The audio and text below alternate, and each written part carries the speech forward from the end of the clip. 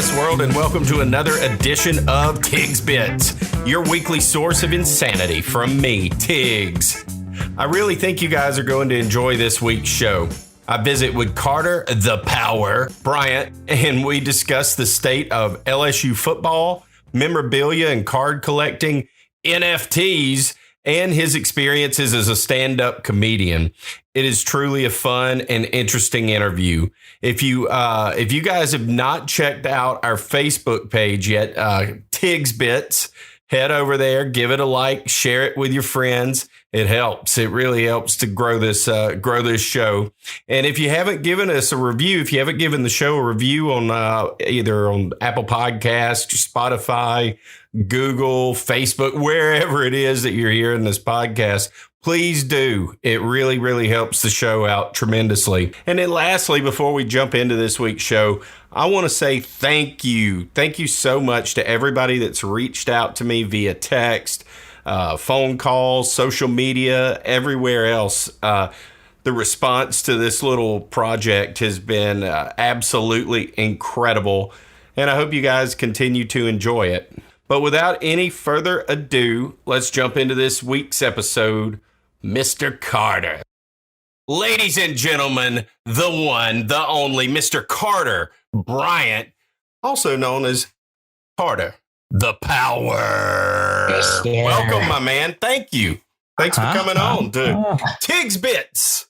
There you go, baby. Yeah, I'm happy to be here, Brantley. Obviously, our relationship goes back to over a decade now when I was doing LSU stuff in Baton Rouge and, doing the little radio thing there. And, you just always had a hunger to do this kind of stuff. So I'm really excited, man. Looking forward to it. I appreciate it, man. I appreciate it. Yeah.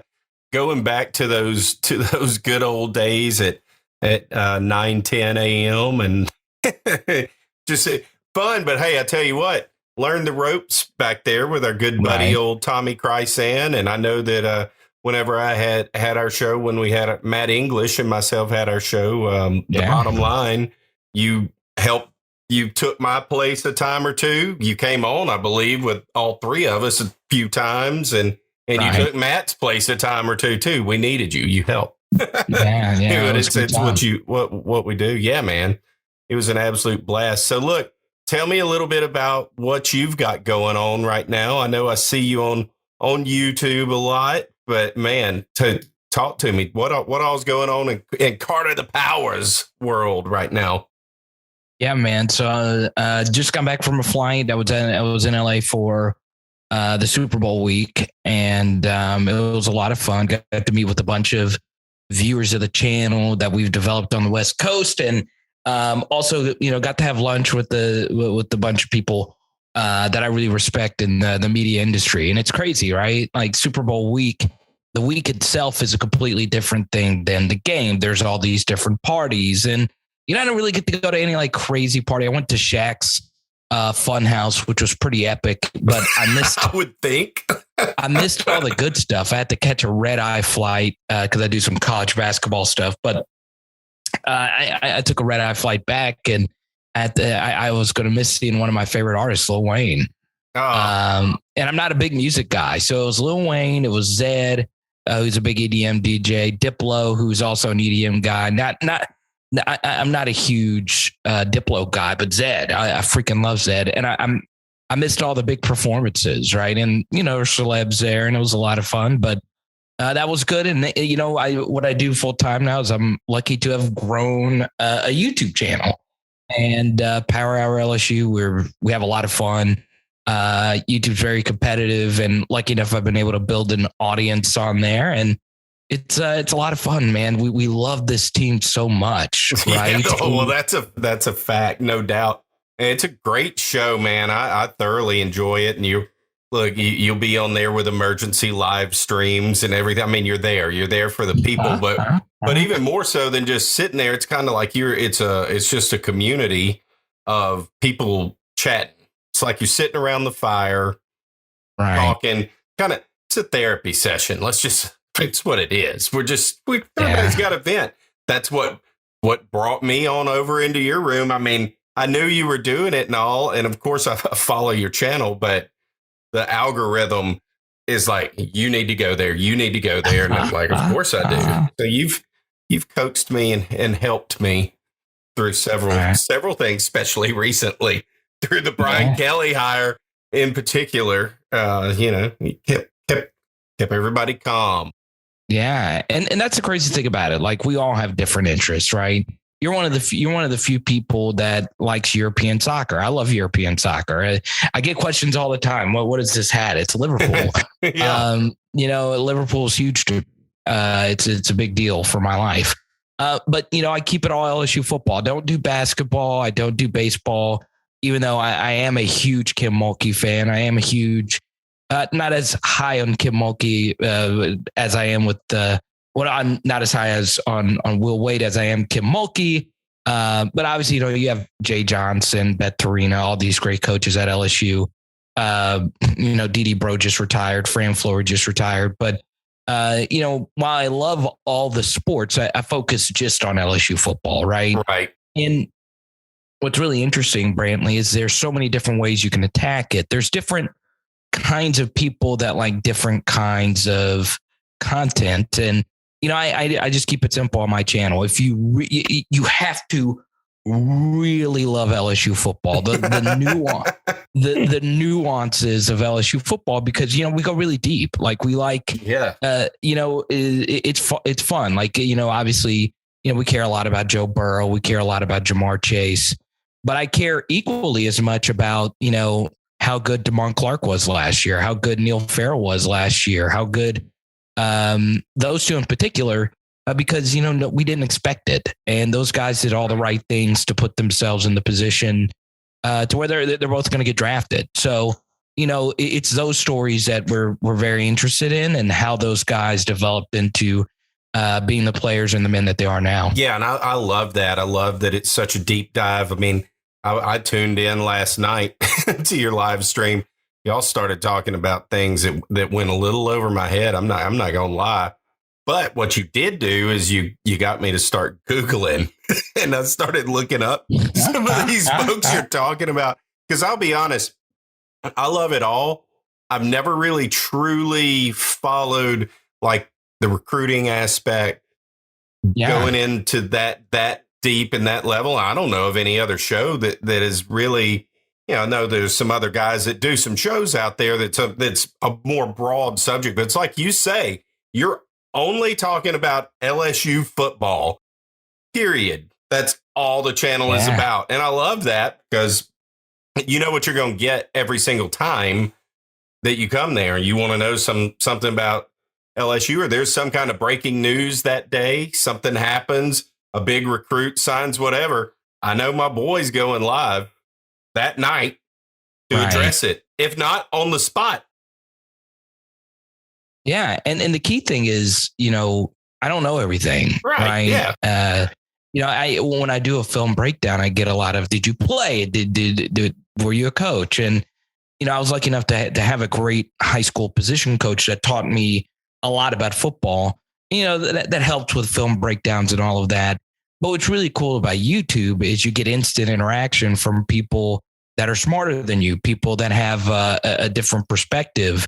For instance, there's a lady named Danny who lives in Georgia, and she in particular is like really good at scouting offensive linemen. And you learn like interesting things about, LSU fans around the country. And it's very interesting, right? Because it used to just be, you do a radio show and only, the people that are in your area can listen to the radio show. Right. What's interesting about YouTube is, one of my most diehard viewers lives in Ukraine. Really? Yeah. The LSU brand's crazy. That's crazy. Yeah. Once you reach like a certain threshold on there, you really, really get to see the depths that is LSU football. And it makes a lot of fun. It really does. And, you get different perspectives. And at the same time, it makes me a smarter fan. I've learned more from people than watching the channel than I have from just anyone. And these are just, random people that you get to know that come to the live streams. And it's very educational, but it's very fun, right? We always talk about what we're eating for dinner. We always talk about like just random stupid stuff at the same time. But But Brandon, we're very fortunate to be fans of a team that's won 3 national championships in the past 2 decades. And we were able to, especially if you're over, 30, you were able to cognitively remember Absolutely. all 3 of the championships. And what makes someone like you interesting is that you are a little bit older than me and you have a little bit more appreciation of it than someone like me who didn't actually have to live through it. Right. Right. My first season was in 86 or 87. And, and then I was right there in the Curly years, came to every game, didn't skip them. We came to every single game and I still loved it. But once they started winning, which is about the time whenever I graduated high school, really, and came to college down here. Kevin Falk I think he was a sophomore. He graduated the year before me, I believe. Nice. Yeah. So, I came to school and bring back the Magic or the year after in 96. And, they were starting to finally get a little steam and starting to win. And beyond that one losing season prior to the one I don't really want to talk about, but that year, but still, the run has been incredible since then. And I don't foresee it ending now anytime. I was a little concerned, to be honest with you, towards the end of last year, like where's this going to go? Because usually whenever that has happened in the past, it's going to be a little bumpy for a little bit. Right. Like for 4 or 5 years. And I don't think that is going to be the case. I'm not expecting them to win the national championship or anything like that this year, but I do believe they'll have a winning season and that I don't think that's going to be an issue. How many games? Well, it could be, right? So this is this is something I do on the channel. I try my best to look at things as objectively as I can, right? Even though every single day I'm thinking about this team, right? I've even turned it into a big hobby of mine, collecting as many, good LSU football cards, right? I was a kid in the candy store. I got a $2 autographed Dante Jackson card. And, it just made my life. I was like, what? This guy played every position in the secondary, very underrated. And, it's what I think about all the time. But I also try and be as honest as I possibly can. Mm-hmm. This is something, that I think a lot of LSU fans need to understand, that sometimes what makes college football truly special is it's not necessarily just about your team, but how everyone else around you is being built. A good example of this is that in any other sport, who you play doesn't matter as much as it does in college football, right? You have a set schedule. Every year LSU plays 7 opponents, and that is 7 of your 8 conference games. And this is going to be very interesting. And why it is going to take some patience is that, when the other coaches took over, there was never a time when Mississippi State, Ole Miss, and Arkansas were on the trajectory that there are, right? All 3 of those guys have really talented coaches. All 3 of those guys have really talented quarterback play.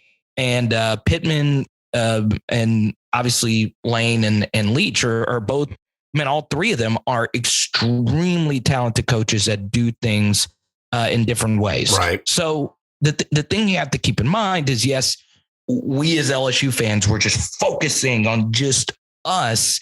And you should just do that, right? It can get exhausting if you're worrying about everyone else. But come to the realization that, yes, those 3 bottom dwellers have had good teams randomly over the past few decades, but never have all 3 of them been as good as they've been. And that is no longer just a gimme game on LSU's schedule. I totally can agree with that without a doubt. And that's a very valid point. The bottom is no longer the bottom. Just look at the SEC West period. That's insane. Right. It's its own conference, and it would beat any other conference in America, in the world. They really would. So that's a very valid point. I've been, as much as I don't like to give them credit, and I know as hard as being an LSU fan is in Arkansas, because I have my best friend, I've talked about that. My best friend lives in Maumelle, lives up in Little Rock, and yeah, great place. Yeah, and he's a diehard LSU. Went to college down here with me too. That's where we met, and good Lord, how y'all can deal with it, I don't know, but I have to give credit where I don't even like to say their name. I have to give credit where credit is due, though. Sam Pittman's done a great job for the Razorbacks. Yeah. I've been impressed with them, and actually, oddly, found myself kind of not pulling completely against them at times this past season in some of the games, because I'm like, I mean, I like that guy. I'd play for that guy. He's good. Yeah. He's a good coach. I mean, he's building something. I mean, you're right.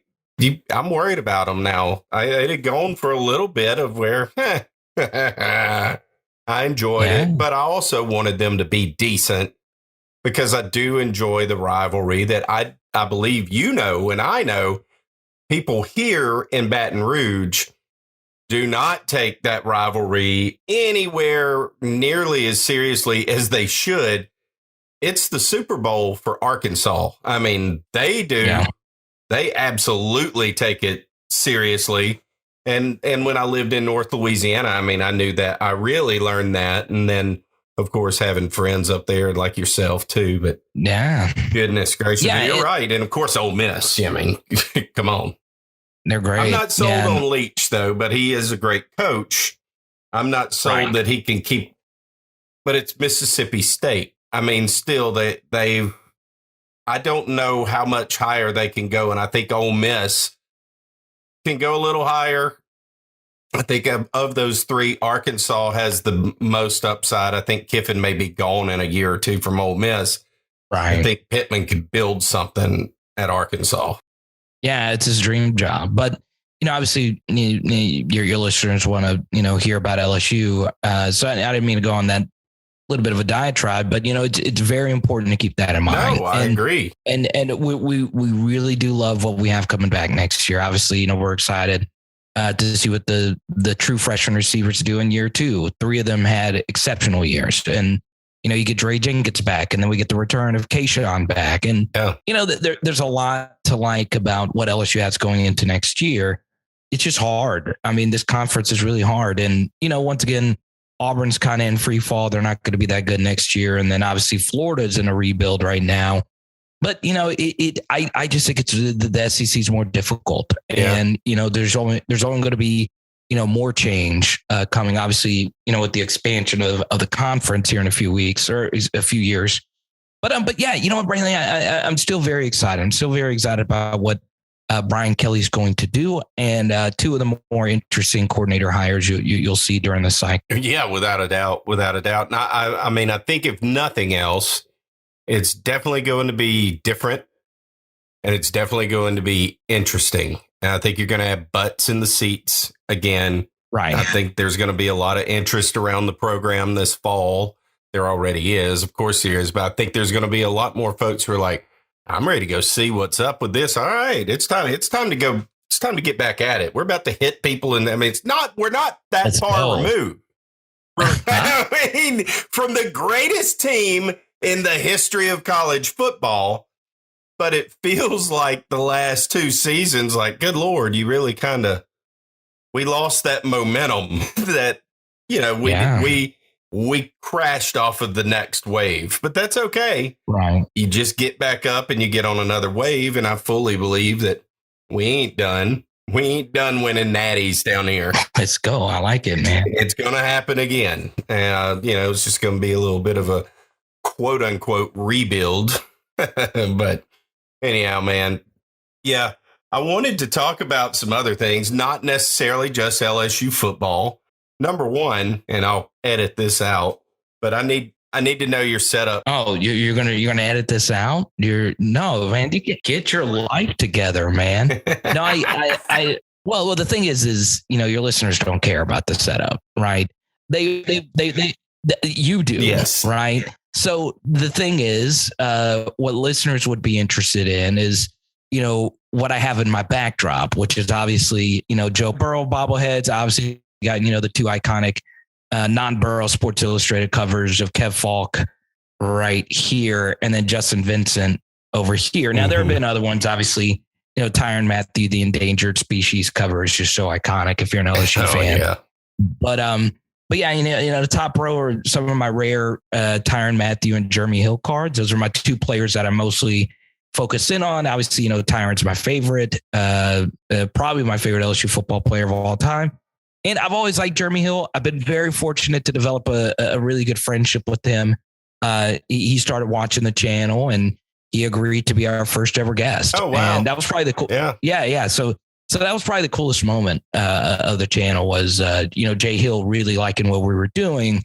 And, to me, he's royalty, right? He's for sure. I mean, at 90% of schools, he would be, number one or number two running back on the list. But even he will tell you, it's just crazy that Fournette and Geis and Clyde all came after him. It's just truly incredible. And then even before him, it was Ridley, Hester, and all those guys, right? Yeah. Charles Scott, whoever. But that's really cool. So I might switch out. I have a bunch of LSU jerseys and switch out the Jay Hill jersey. Yeah. But yeah, man, that's I'm a big sports memorabilia guy. I just freaking love it. It's my favorite thing, man. You got a nice little Drew Brees. Thank you, Drew. In the backdrop, I'm still needing to buy some Drew Brees cards. They're a little underpriced right now, but still. Are they? Yeah, you can actually get some pretty cool rare stuff for Drew Brees. You can't anymore, however, for Joe Burrow because his prices. he and that's crazy, right? Hey, those things behind you, though, those that bobble doll and a bobblehead. Hey, all of those, dude. That him sitting with the tiger. Good Lord, man. Oh, it's iconic, and you know what? I'm invaluable at this point. Yeah, and I'm lucky, some of the stuff, you'll see on the channel. So people, this painting right here, Joe Burrow, was a gift from Jamar Simeon. He's a, viewer of the channel, and it's obviously a world-class painting. And you get lucky. Some of the stuff, most of the stuff is stuff that I purchased or my dad got me for Christmas. But a lot of the stuff is just stuff that you collect. And what we do on the channel, if some people ever come over and watch the channel, we give out a bunch of stuff, right? We gave out this Joe Burrow cracked ice card right here. Nice. To my guy, Petty Murphy. He lives in North Louisiana. He's one of our many North Louisiana viewers. And yeah, sharing is caring. So we give out a bunch of stuff on there, and it's good, man. It's LSU collecting has never been funner. Well, I've got a buddy who's also his son started dabbling in it a couple of years ago too. Good. Yeah. And I mean, they're totally into it. In fact, I'm in this big group text with, it's one of those texts where you may look at the phone 2-3 hours later and there's like 481 texts. Like it's that active all day. It's crazy. It's insane. And, but he posted on there. He was trying to get everybody to go and watch one of those. What are they? It's like a bidding. I'm not a card collector. I collected them when I was a kid, but it was people on YouTube and they were doing, I guess, openings, and I don't remember what all they were doing. Yeah. So those are called breaks. That's it. Yeah. So you buy a team for a certain price, and whichever cards of that team comes out, you get it. And then they also have random breaks where you get put in a lottery, and whichever team you get. So, obviously if you're breaking and if you're an LSU fan, if a product that was released in the last 2 years, you're going to want to get the Bengals because you could get a Joe Burrow or Jamar Chase rookie card, or you want to get the Vikings because you can get a Justin Jefferson rookie card from 2 years ago. So yeah, it's interesting how that's grown. It's interesting, how all of this has grown into sports memorabilia. And just a few years ago, all the signings and stuff like that used to be illegal, right? Yeah. Johnny Manziel has told a lot of stories about that. And, it's a fun time to be a memorabilia collector. And it's also fun, like as far as NIL is concerned, you could buy a jersey and support the player, and the player gets a piece of the pie. And I know, everyone's going to buy a Keyshawn jersey, and you should, right? He's great. He's a good Tiger. For sure. but he's going to get a lot of money from the NFL as well. What the NIL jersey thing is really good for someone like Jere Jenkins, right?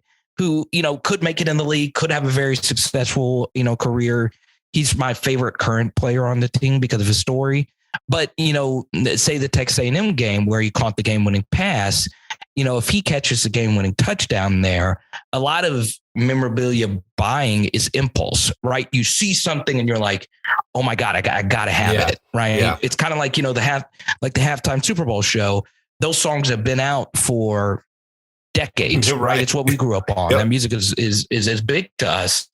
But just because it was in front of you, Spotify streams went up by like 250% or something like that. I believe that. So we live in an impulse society where, when Jere Jenkins caught that pass, there would have been, I would guess, no less than 20 to 30 LSU fans. I would say, okay, I want to go buy his jersey. I was in the stadium. True. Yeah, you could be, hey, I was in the stadium. He won us this game. It was him. He caught 2 big touchdowns. He's a good Tiger through and through. I want to buy his jersey. I'm sitting in 4 hours of traffic trying to get home. Boom. And that's what's really good. It's good for someone like him, right? He's not famous. No one outside of Louisiana really knows who Jere Jenkins is. Sure. And that's good for someone like him, who's not a household name like, Kayshawn or Derek Stingley or whoever, Joe Burrow. Yeah. So, as far as memorabilia is concerned, it's good for someone like that. Do you dabble in any other kind of memorabilia? Like my son he's a huge Pokemon card collector. I mean, he's really getting into that. He's having to earn those. Daddy ain't paying for all of that. But I enjoy. He's pumped about it. It's fun to watch him trade and all of that. So do you do any of those things, or did you? Growing up as a kid, and that's kind of what led into this now. Yeah, so Pokemon, I love Pokemon, but one thing you learn, and if you're ever wanting to get into buying sports cards, people are more than happy to reach out. And I started a football guard podcast with my friend Andy, and he's actually a sharp, so he actually looks at all the sales data, and he works in engineering, so it's interesting because it's smart to limit what you really want to collect, right? And I've gone all in on Tyrann Mathieu. So, I try not to dabble too much. I want to buy Derek Jeter cards. I'm a big Jeter fan. I want to buy Liverpool's cards, Steven Gerrard's cards. But, I've gone all in on Tyrann. I buy all of Tyrann Mathieu's really rare stuff. And that's what I focus in on. So, I do recommend a lot of people going to check to see if you have any old Pokemon boxes, in particular, because you can legit find like gold. But I'll show you this really quickly. So, like for instance, this is like a really short print Tyrann Mathieu card, and nice. This one in particular is not easy to get. Right. In the casing, the slab is what they call it. But you see, it's like just a red. It's got that red shimmer to it. It's a rookie card. And, there's some more rare ones that I have. But, when you start trying to dabble in everything, it can get very expensive. Right. So like for instance, I had a really rare Joe Burrow card and I sold it. And the reason why I sold it is because Joe Burrow's prices went so far up that down the road, it's, the market's going to go down some, and I could just buy that card back down the road. And, I use those funds to get another Tyrann Mathieu card that I want. So, it's a process learning all this stuff. What's the grade on the card? What's the condition of the card? But yeah, I know kids love the Pokemon. Adults love the Pokemon. UFC has gotten really big in cards. Soccer's gotten really big in cards. Everything really. Yeah, it's like a whole reemergence of that whole deal has come back from when I was a kid. It was big, and Upper Deck was coming out. And of course, I'm sure you've seen some of those documentaries. It's on Netflix or whatever on the cards back then. But it's so much different now because they're safeguarded. They can't get away with what those old cards got away with anymore. And then of course you can dive on into NFTs. Have you jumped into that yet? So I tell people to be very careful with that. I'm not a big NFT guy. I did get into the NBA NFTs, the NBA Top Shot. And I did pretty well, but that was just because I had sports collecting experience. You knew what you were doing. Yeah. So I understood a little bit about scarcity and how rare something is and all that stuff. And yeah, I highly recommend everyone to do their research. It's a different type of long-term asset. And I just don't know enough about it. I'm curious. Are you getting? I know Odell Beckham is huge into it. Are you getting any of the crypto punks or the Bored Apes or anything like that? To be honest with you, man, I have watched a ton of Gary Vee. I've watched a ton of stuff on NFTs, and I like it. I can see where blockchain technology and NFTs can be. You go to a concert or you go to a sporting event and you have that ticket as art or whatever, but I don't understand how like a pixelated cat can be worth what it is. Doesn't make sense to me. Right. So I don't know. To answer your question, no, I'm watching, curious, but I'm not willing to jump into it right now. So this is where it gets really interesting, right? Because I know maybe some people don't care about collecting, right? But this is something that you can tie in as far as like college football with collecting and just life in general, right? So part of the reason why we like college football so much, in my mind, Brantley, is, let's be honest, I've attended your tailgate before, and your tailgate's amazing, right? Yeah. I don't remember the name of the guy who gave me the tastiest piece of, I don't even remember if it was pork or grilled chicken or steak. I just remember it was an Asian guy. James. Do you know him? Oh yeah, his name's James. Yeah. Yeah, I forgot his name, and he was just the nicest guy in the world. You introduced me to him, and you're like, Carter, you got to have some of this, and it was just amazing, right? But if you go to a tailgate, right, and you see all these people at the tailgate, it's interesting how many people there don't actually care about football. Yeah, that's true. They don't. And even some people that are casual football fans, they don't care too much about it. Right. That's why, I say, if you really love LSU football, come watch the channel. If you don't, it's going to be boring. Right. Because, we get deep into analysis and all of that. But the reason why college football is so great is the same reason why you can make a lot of money in NFTs and whatnot. It's scarcity, right? Mm-hmm. How much of a certain asset is there in existence, right? And part of what makes college football so special is that there's only a 12-game season. You only get 12 of these. That's it. Spring games suck. You get no preseason. You get no nothing. Right. And why college football is what it is not necessarily because of the sport of football. It's because there's only 12 games and there's such a buildup to the game. What day of the week it more likely is going to be played. And, that's the same tip I give to people in collecting. Yeah. Right. Don't buy for instance, don't buy an NFT or a card where there's a gazillion of them. Right. There's ironically, you probably have some Pelicans fans that listen. Sure. And I know you follow Pelicans, whatever. So a lot of people lost a lot, and I mean a lot of money, Brantley, on Zion Williamson. It could come back and turn out to be a good asset if he turns out to be LeBron James. But there were just so many Zion Williamson cards printed and graded to where it didn't become special. You had to have a very rare Zion Williamson card.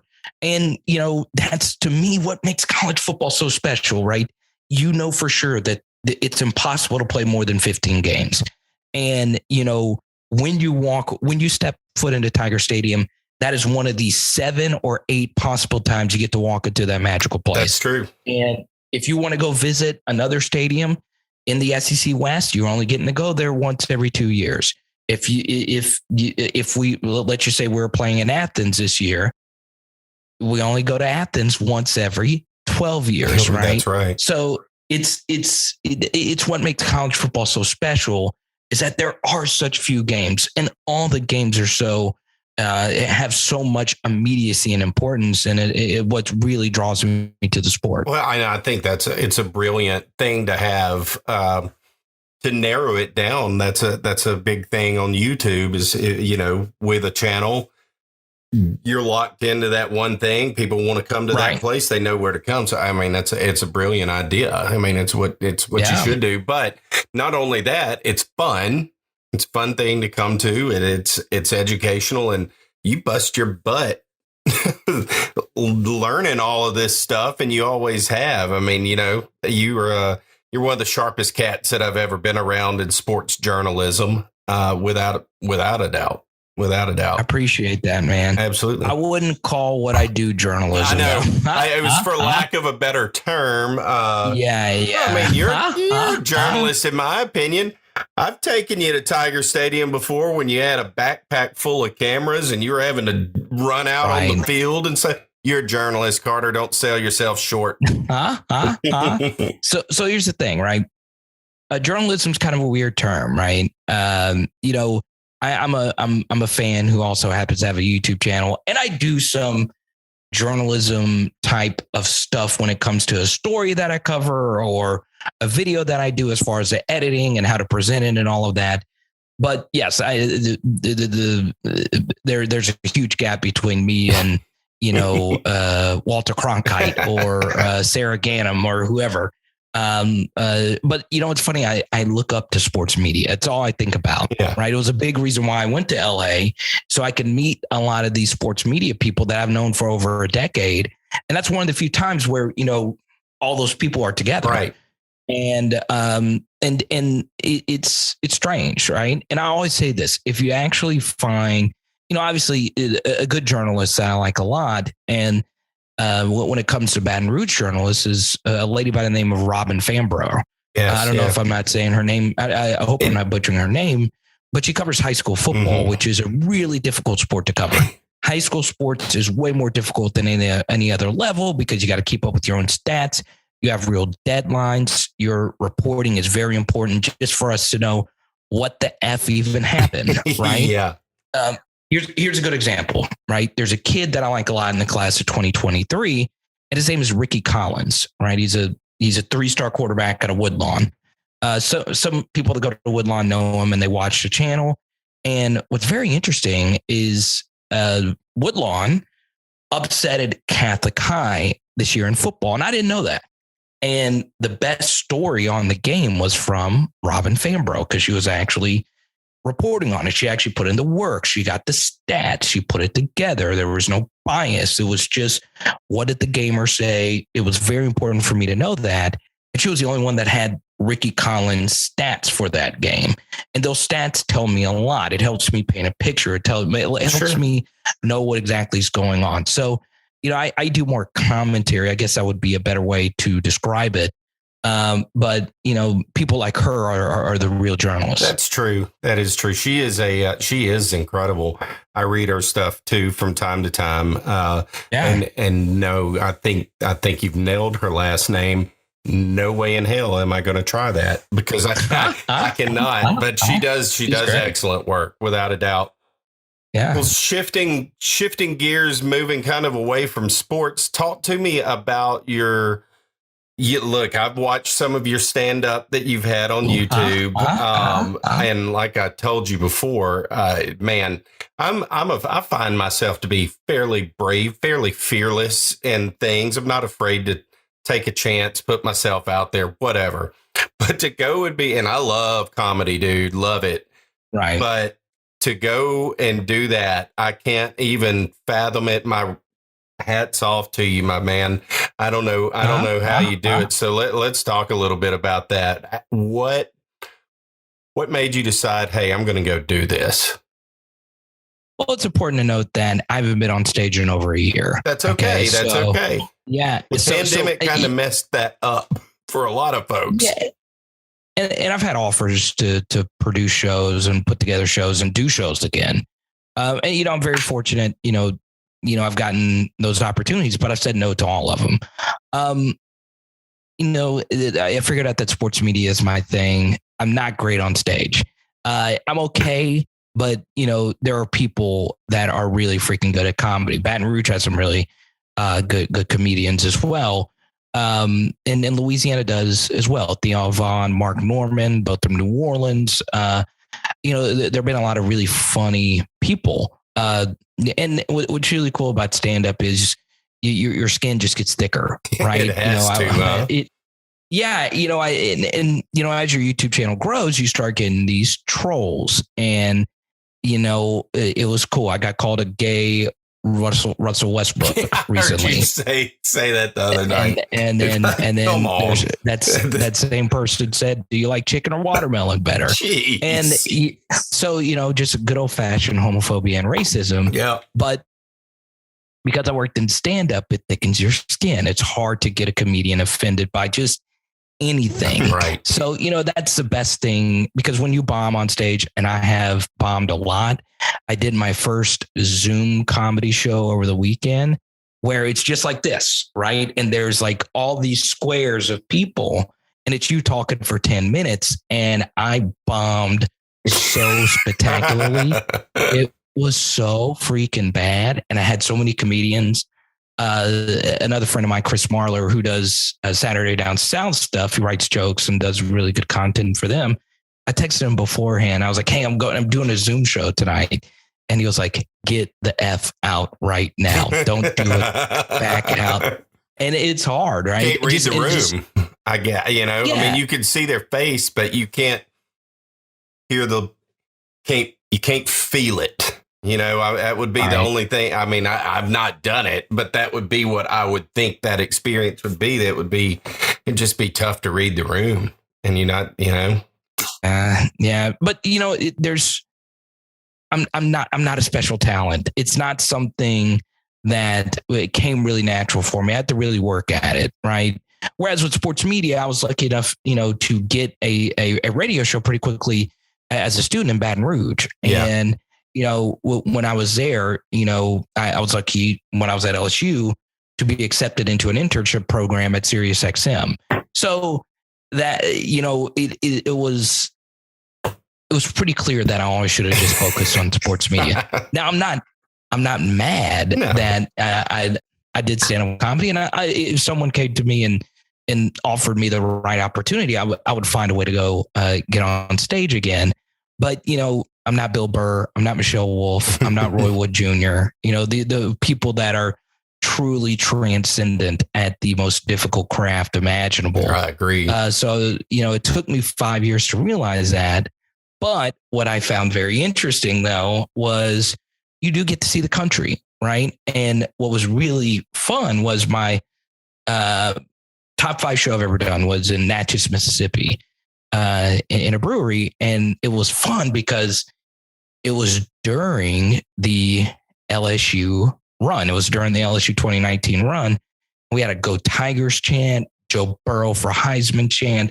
And it was in Mississippi while there were some Ole Miss fans that were going, "Boo, F you. You're in Mississippi." But Natchez is an LSU, New Orleans Saints haven. So, stand-up's great. I was lucky to get to do some really cool stuff with that. But I'm mostly focusing on sports media. But you should do it. You give it a shot. Man. No, we'll see. Maybe. The thing is I don't. It's Tig's bits. I ain't got no bits for the stage yet, but I'll get there though. But that leads me to this. Like, how did that start? What went through your mind to do it that first time? And you're like, you know what? I'm going to go do this. And how did that go? Yeah. So when I started my post LSU career, I did different radio shows. So I had a sports show, and then I had a daily country show, and I don't like country music. So, I just turned that into, just a fun place to joke around. And we had a crazy, crazy, crazy show. Like, we cooked a deer meat pizza. We did a bunch of just crazy, stunts. And, people would laugh. People really enjoyed it. And I saw a comedy show just randomly in a bar. And then I said, you know what? I'm going to try it. I'm just going to go out there and try it. I was lucky enough to have seen Jerry Seinfeld in a theater, Tracy Morgan in a theater, and Kathy Griffin and all these great, comedy legends. And, I was like, you know what? I should try it. And I sucked. I still am not that great at it. I'm dead serious, right? It's really, really hard. Oh, I know it has to be, but you're selling yourself short. I've watched your bits many times when you would post them on Facebook. You of course, had them on YouTube and stuff, and I'd always watch them. And no, your act was awesome. I loved it. The chubby Bruno Mars. Chubby Bruno Mars, baby. It's one of my few great jokes. But yeah, I mean, look, what's really fun about comedy is there's so many different types of it. And now with the internet, there's all different types of really good niche comedy, right? Like there's a lot of funny trucker comedy, right? Where truckers do their own comedy. Then it's full of trucker jokes and sports car jokes. There's different, types of comedy out there. And, the one thing is not everything is going to be your cup of tea.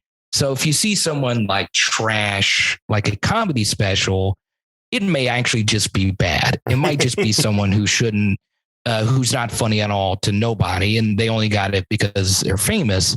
But there's a lot of comedy that's not meant for you, right? Yeah. Like, for instance, like, let me think of someone like, I like Jim Gaffigan a lot. He's not my favorite.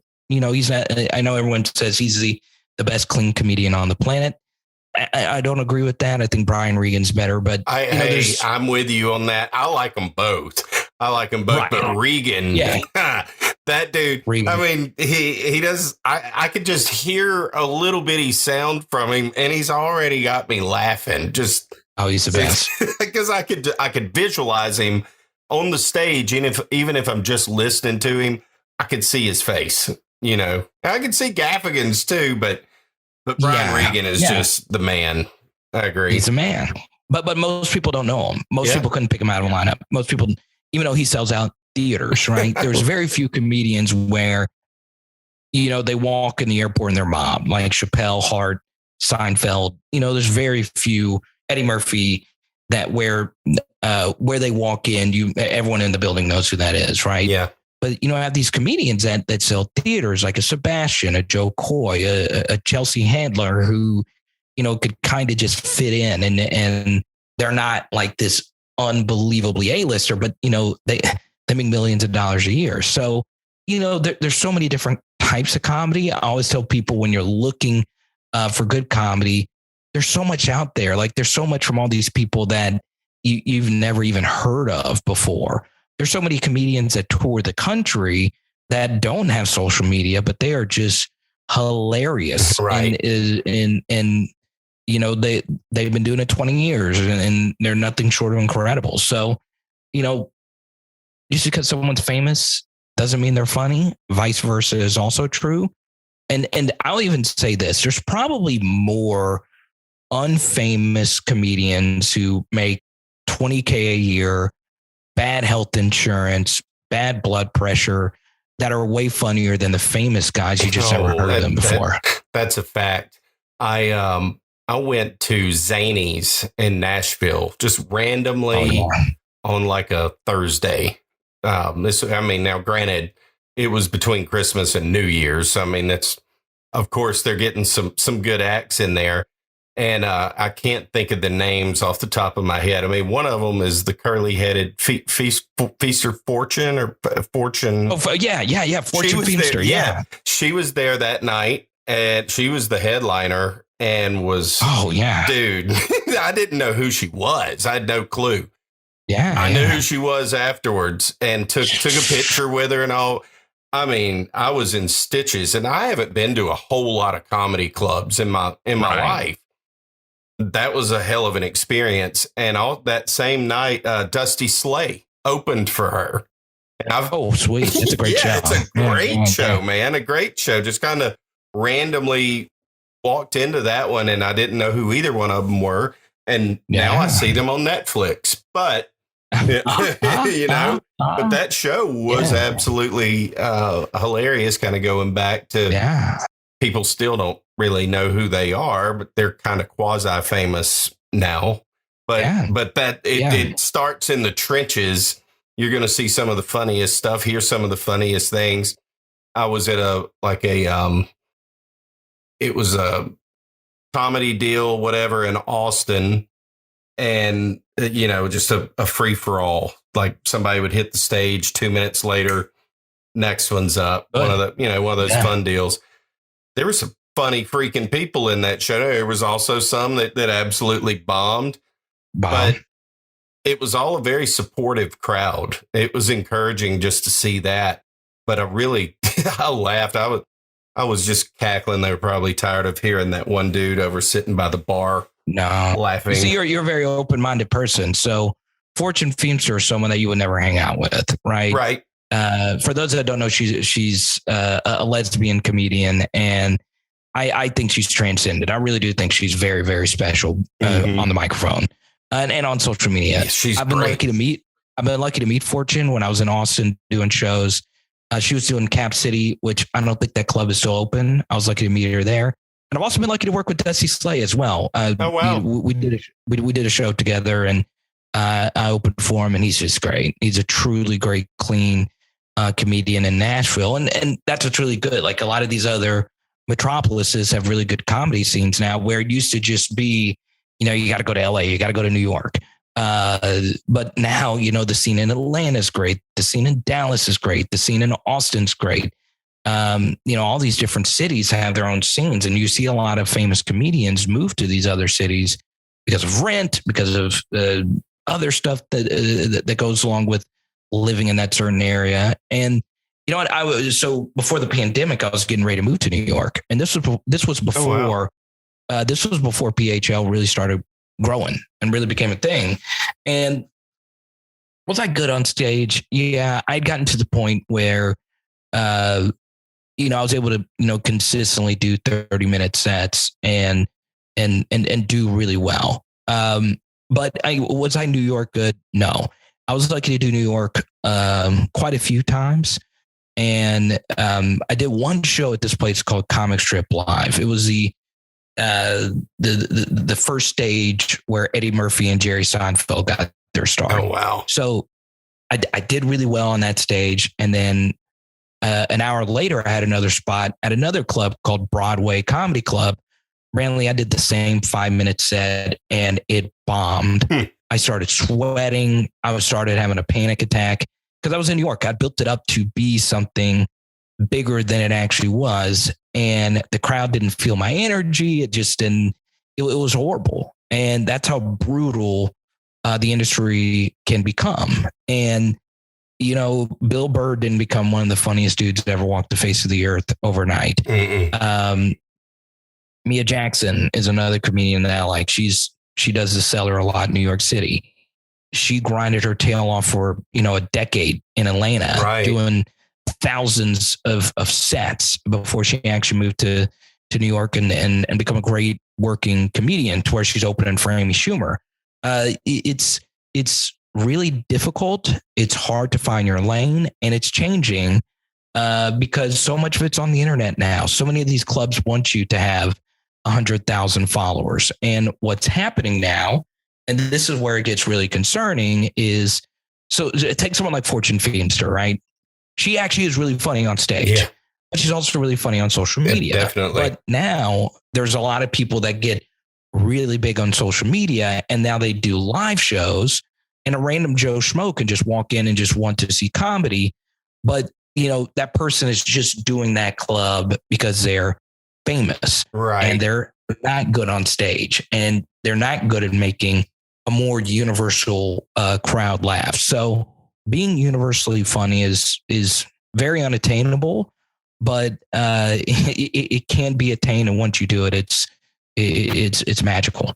It really is, man. It is. It's fun. It's fun to watch. It's fun to watch folks come up. Even some of the guys who have become the most famous. Chappelle started somewhere, and Seinfeld started somewhere. To watch those guys rise and become who all they are. Who who is your favorite comedian of all time? All right. So I'll give you a few different answers, right? So, like just like mid-level circuits that just randomly tour the country. I'm biased towards people that I've worked with in clubs. So, Sean Jones is someone that's a very little known guy. Gabe Rutledge is also a very little known guy, but I've never seen them not murder a stage full of people, but just people that pretty well. Roy Wood Jr. is someone that is just unfreaking believable. Once again, he's not a household name, but he's relatively big. I was lucky to have, a brief friendship with Roy. He did my radio show. He has a radio background. He's great. Brian Regan's up there. Yeah. Brian Regan's probably number one for me. There you go. Yeah, he probably is. He's probably number one. I like Michelle Wolf a lot. She's funny. Yeah, she's great. I like Mia Jackson a lot. I know I brought her up a few times. Someone else that I really, have grown a liking to is Sebastian. Yeah.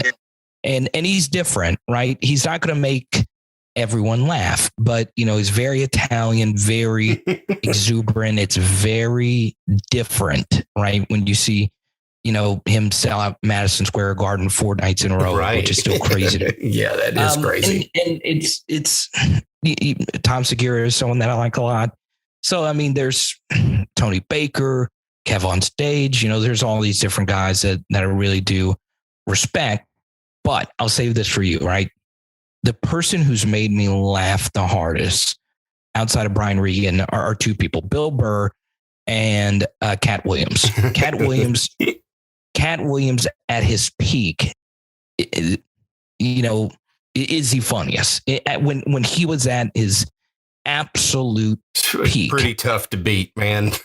He could murder any room on any night and made it just look so easy and effortless. But it was not. That didn't just happen overnight, Yeah. It's very incredible. Yeah, no doubt, man.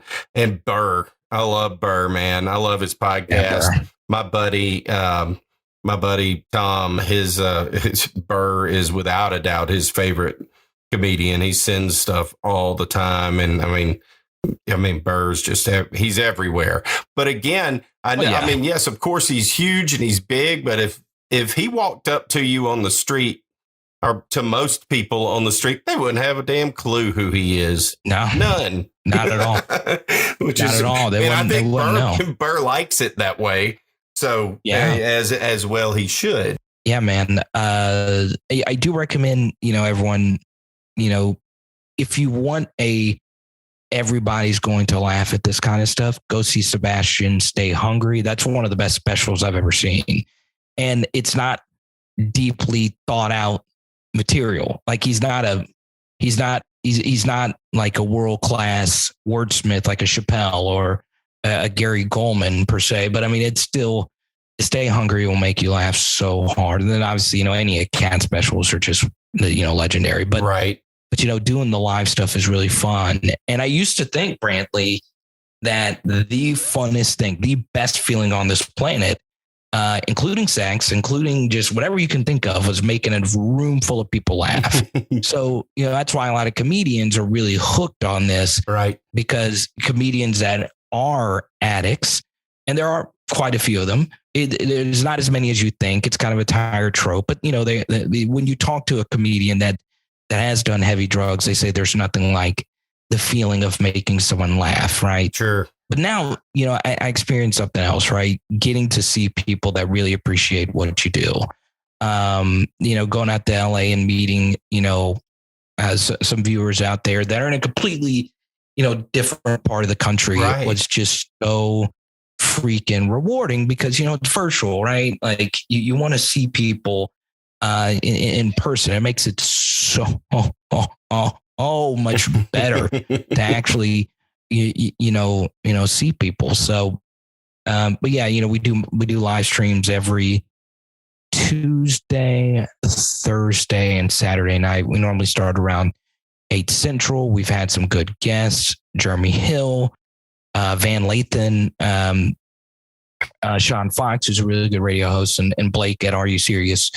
It's great, man. It's cool to keep growing a fun LSU community. I'm happy you were able to share your community with me and letting me come on. Yeah, man. But Tig Bits. Tig's Bits.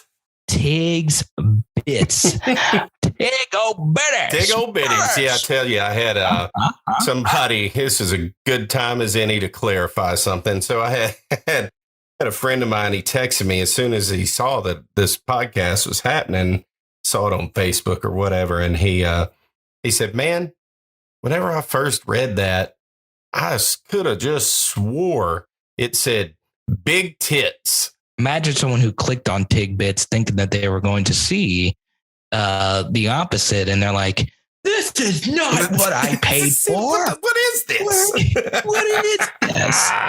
Exactly. Where are the Tig we see. It's just, some guy with, but the funny thing is like, I have this setup, but you have the most like 12-year-old setup I've ever seen. Because it's a 10-year-old setup. It's for my son. He does YouTube videos.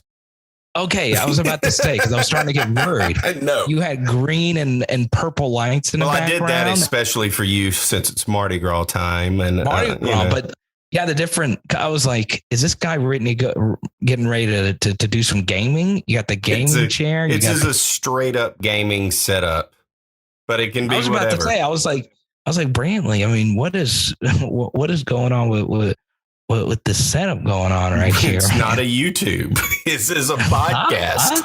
No one can see it. There we go. Well, yeah. Well, I appreciate you, Brantley. Thank you, man. So, Carter, how can folks find your channel, find you on social media, all of that good stuff? How can they find you, watch you, listen? Yeah. So, Power Hour LSU is the main thing, right? So, what's kind of scary about it is it's how I feed, my family, which consists of my girlfriend and my dog. But, it is what I do full time. Right. Right. So, I'm lucky to have been able to turn this into a job. I don't make a whole lot of money, but I'm able to make ends meet working from home and all that stuff. So Power Hour LSU, if you watch, you are really supporting me being able to breathe and eat. And I am chunky. I struggle to do both of those things at times.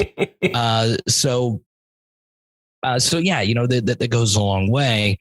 And on social media, I'm at Carter the Power everywhere.